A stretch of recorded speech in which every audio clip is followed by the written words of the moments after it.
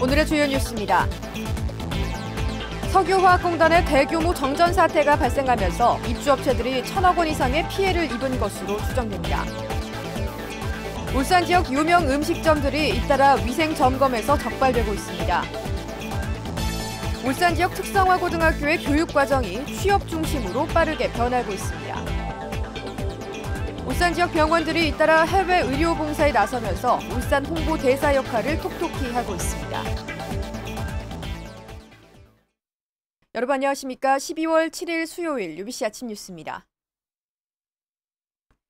1년 중 눈이 가장 많이 내린다는 대설인 오늘 울산지방은 대체로 구름 많은 날씨가 이어지겠습니다. 아침 최저 기온은 3.9도를 기록했고 낮 최고 기온은 11도로 예상됩니다. 내일도 구름 많은 가운데 아침 최저 4도, 낮 최고 9도의 기온 분포를 보이겠습니다. 울산 기상대는 당분간 비 소식 없이 평년 기온을 유지하겠다고 예보했습니다. 네, 어제 오후 석유화학공단에 대규모 정전 사태가 발생했습니다. 공장 굴뚝마다 불길과 연기가 치솟으면서 놀란 시민들의 화재 신고가 빗발쳤습니다. 먼저 윤경재 기자가 보도합니다. 석유화학공단 주변 하늘이 온통 시꺼먼 연기로 뒤덮였습니다. 공장 굴뚝에서는 연기와 함께 시꺼먼 불기둥이 연신 하늘로 치솟습니다. 이곳 공단 일대 공장 굴뚝에서 불꽃과 연기가 치솟자 이를 보고 놀란 주민들의 신고도 잇따랐습니다. 길 가다가 굴뚝에서 불이 피어오르길래 또 공단에서 폭발이 난 줄 알고 깜짝 놀랐어요. 정전 사고가 발생한 건 어제 오후 1시 59분쯤. 16분 뒤 전력 공급이 재개됐지만 갑작스런 정전으로 3시간 넘게 불꽃과 연기가 계속됐습니다. 화재는 안 났어요. 소각은 지금 가열될 우려가 있어가지고. 석유화학공단에 잇따른 화재 폭발 사고에 놀란 시민들은 또 한 번 가슴을 쓸어내려야 했습니다. UBC 뉴스 윤경재입니다. 보신 것처럼 이 정전은 불과 16분 정도에 불과했지만 피해 규모는 실로 엄청납니다. 공단 피해로는 사상 최대인 1,000억 원대가 될 것으로 예상됩니다. 계속해서 김규태 기자입니다. 16분에 불과한 짧은 정전이었지만 피해는 엄청났습니다. 용현 변전소의 선로 2곳에서 전기 공급이 중단되면서 기업체와 상가, 주택 등 400여 곳의 전기가 끊겼습니다. 무엇보다 석유화학공단에 공급되는 선로에서 문제가 생기다 보니 석유화학 업체들의 피해가 컸습니다. SK에너지와 하나케미컬은 공정의 절반이 가동 중단됐고 바스프코리아 울산 공장과 한주, KP케미컬 등 주요 석유화학 공장 10여 곳이 가동을 멈췄습니다. 용현 변전소로부터 받는 모든 공장들이 다운이었거든요. 전공장은 바로 재가동 준비가 가능한데 다른 쪽은 좀 더 초급해야 됩니다. 특히 석유화학 업체 특성상 정전으로 공장 가동이 갑자기 중단되면 액체 상태로 흐르던 배관 속의 제품이 굳기 때문에 재가동까지 상당한 시일이 걸릴 것으로 보입니다. 그 시간이 길어져가지고 안에서 뭐가 붙는다. 그럼 뭐 이제 절단이죠. 뭐 한마디로 열고 다시 또 다 뜯어내고 해야 되니까. 아직까지 정확한 피해 규모는 집계되지 않았지만 석유화학 업계에서는 이번 정전으로 1,000억 원 이상의 피해가 발생할 것으로 보고 있습니다. 이 같은 피해는 지난 1월 여수 산업단지 정전 피해 규모 700억 원대를 넘는 것이어서 사상 최대 규모가 될 것이라는 예상입니다. UBC 뉴스 김규태입니다. 이렇게 사상 최대 피해가 예상되는 정전 사태의 원인은 변전소 핵심 시설의 이상인 것으로 추정되고 있습니다. 왜 공단에서 대규모 정전 사태가 잇따르고 있는지 조윤호 기자가 취재했습니다. 정전이 시작된 곳은 용현 변전소. 변전소의 핵심 시설인 가스절연 개폐 장치에서 갑자기 전기가 끊겼습니다.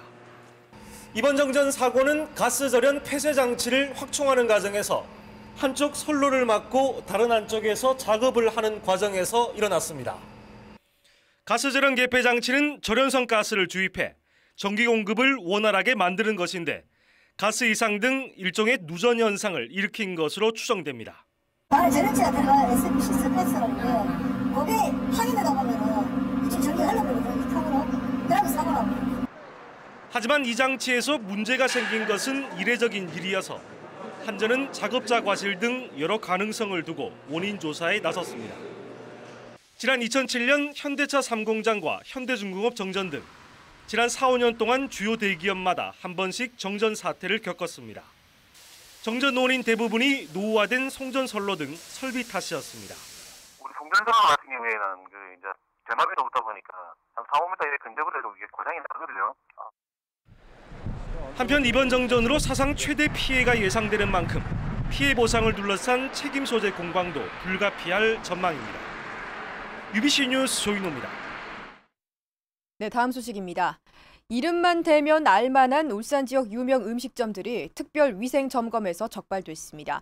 유통기한이 지난 식품을 보관하거나 조리장 위생 상태가 불량했다고 합니다. 김익현 기자가 보도합니다. 울산시가 지난달 말 소비자 식품위생감시원과 함께 식당 38곳을 특별 점검한 결과 5곳이 적발됐습니다. 이 가운데 유통기한이 지난 제품을 조리 목적으로 보관해온 3곳은 15일간의 영업정지 처분을 받았습니다. 적발된 3곳은 남구 삼산동 난스시와 연타발, 신정동의 이화정 식당입니다. 또 달동 가미가마골은 종사자 건강진단 미비로, 중구 학산동 외갓집은 조리장 위생상태 불량으로 각각 적발돼 50만 원씩의 과태료 처분을 받았습니다. 손님이 많고 유명한 만큼 더 위생적일 거라고 생각한 시민들은 큰 배신감을 느낄 수밖에 없습니다. 비싸게 저희가 돈 주고 가는 만큼 진짜 믿고 그렇게 해주셔야 되는데 음식으로 장난친다는 그 자체가 정말 시민으로서 기분이 엄청 나쁩니다. 앞서 지난 8월과 11월에는 경복궁과 대감당 등 또 다른 유명 식당들도 유통기한이 지난 재료 보관과 위생 불량 등으로 영업정지 등의 행정처분을 받기도 했습니다. 그 이용객들이 이용하는 그 고객들의 수가 엄청나기 때문에 혹식 중독이 유발할 때는 폭발적인 어떤 문제가 생긴다. 그래서 대형 음식점 위주로 시민 건강을 위협하는 구멍난 위생관리. 울산시는 단속의 형평성과 행정에 대한 신뢰를 높이기 위해 대형 식당에 대한 단속을 지속적으로 해나간다는 방침입니다. UBC 뉴스 김익현입니다. 울산 지역 특성화고등학교의 교육 과정이 취업 중심으로 개편됩니다. 기업이 원하는 분야를 집중적으로 가르쳐서 맞춤형 인재를 양성한다는 전략입니다. 김진구 기자입니다. 상업 계열이었던 이 학교는 올해부터 울산 미용예술고로 이름을 바꿨습니다. 헤어 디자인, 토탈 뷰티, 피부 케어 등 미용과 관련된 3개 학과를 신설하고 해당 분야 교사도 5명을 새로 뽑았습니다. 졸업과 동시에 창업이나 취업이 가능하기 때문에 학생들도 열심히 기술을 연마하고 있습니다. 헤어 디자이너가 되고 싶어서 이 학교에 왔고 더 제 실력을 갈고 닦아서 저만의 가게를 차리려고 이 학교에 왔습니다. 해마다 정원 미달 사태를 빚었던 이 학교는 학과를 개편한 뒤 올해 입시에서 180명 정원에 220명이 지원해 경쟁률이 껑충 뛰었습니다. 울산시 교육청이 울산 지역 12개 특성화 고교의 교육과 과정을 산업 수요와 취업에 맞춰 대폭 손질하기로 했습니다. 울산여상은 국제금융과 유통, 울산공고는 지능형 로봇, 마이스트고는 기계 분야에 특화시켜 맞춤형 인재를 양성할 계획입니다. 산업체에서 정말 현장에 바로 적용할 수 있는 학생들을 저희들이 배출할 수 있는 부분에 있어서는 그 국가적인 차원에서 인력 낭비라든지 예산 부분이나 이런 부분에서는 많은 효과가 있지 싶습니다.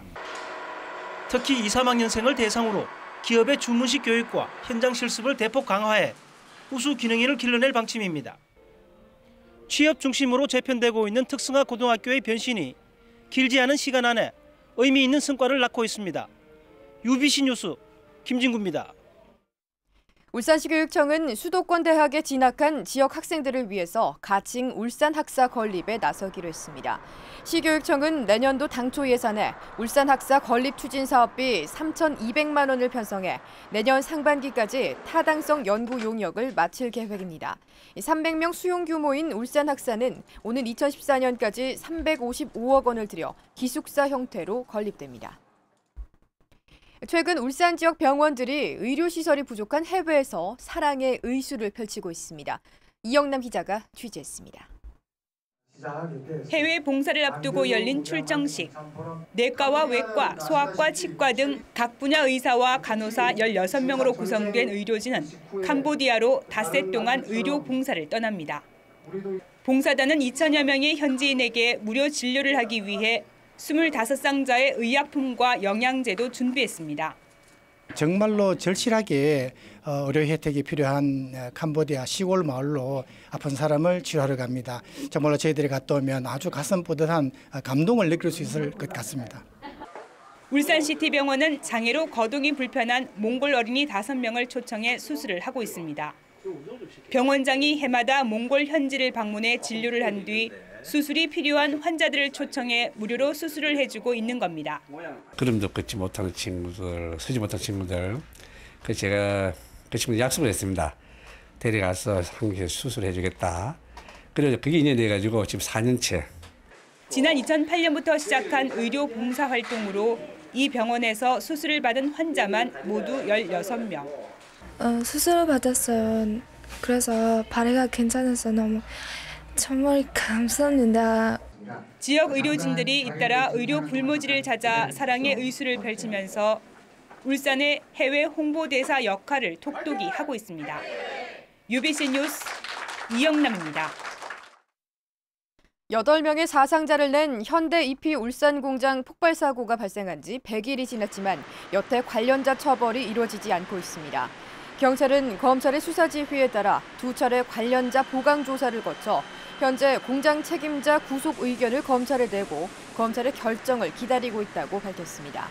또 울산고용노동지청도 지난 9월 법인과 책임자를 산업안전보건법 위반 혐의로 구속해야 한다는 의견을 검찰에 전달했지만 검찰로부터 보강조사 지휘를 받은 상태입니다. 천전리각석 낙서 시기를 두고 논란을 빚은 가운데 경찰이 당초 낙서 용의자로 지목했던 고교생 17살 이모 군을 입건할 방침인 것으로 알려졌습니다. 경찰은 문화관광해설사 등이 의혹을 제기한 사진을 국과수에 의뢰하고 방명록에 남겨진 관광객 등을 상대로 재수사를 벌인 결과 당초 수사 결과를 뒤집을 만한 결정적인 증거가 없다며 오는 12일쯤 이 군을 입건할 방침이라고 밝혔습니다. 경찰은 현재 거짓말 탐지기를 거부하고 있는 이 군을 추가 소환한 뒤 수사를 마무리할 계획입니다. 부산경찰청 국제범죄수사대는 원자력 발전용 터빈벨트 작동기 설계 도면을 유출한 혐의로 한국수력원자력 41살 이모 과장과 이 씨가 빼돌린 기술로 설계 도면을 만들어 입찰에 응한 모 납품업체 전무이사, 53살 조모 씨 등 5명을 불구속 입건했습니다. 한수원 과장 이 씨는 지난 4월 고리원전 1, 2호기 터빈벨트 작동기 납품업체의 설계 도면을 빼내 조 씨에게 이메일로 건네준 혐의를 받고 있습니다. 한편 검찰은 고리원전 직원이 납품업체 직원과 공모해서 중고 부품을 새 것인 것처럼 속여 납품했다는 진정이 접수돼 수사를 벌이고 있다고 밝혔습니다. 울산지방경찰청은 올 한 해 동안 술을 마시고 행패를 부리며 서민들을 괴롭힌 음주폭력사범 단속을 벌여 모두 43명을 검거하고 이 가운데 33명을 구속했다고 밝혔습니다. 유형별로는 폭행이 34명으로 가장 많았고 다음으로는 업무 방해와 협박 순이었으며 연령별로는 50대 이상이 전체의 35%를 차지했습니다. 울산지방경찰청은 포털게임의 고객 아이디와 비밀번호를 해킹한 뒤 게임 머니를 팔아 1억 원 상당의 부당이득을 챙긴 혐의로 37살 이모 씨를 구속했습니다. 이 씨는 지난 4월부터 포항 지역 PC방에서 포털게임 이용자 400여 명의 아이디와 비밀번호를 해킹한 뒤 이용자들의 게임 머니를 팔아 1억 원 상당의 부당이득을 챙긴 혐의를 받고 있습니다. 경찰 조사 결과 이 씨는 게임 이용자들의 비밀번호와 아이디가 비슷한 점을 노려 범행을 저지른 것으로 드러났습니다. 울산시는 최근 요양병원과 정신병원 48곳을 점검한 결과 마약류 관리가 허술한 8곳을 적발했다고 밝혔습니다. 적발된 곳은 큰빛병원과 울산 미소요양병원, 새생명요양병원과 국민요양병원, 로뎀나무 정신과 의원과 인산병원, 김석주 신경외과 의원, 김정곤 신경정신과 의원입니다. 이 가운데 큰빛병원은 마약류 저장시설에 잠금 장치를 설치하지 않아 300만 원의 과태료 처분을 받았고 나머지 7곳은 마약류 관리대장의 기록량과 재고량이 일치하지 않아 150만 원의 과태료 처분을 받았습니다.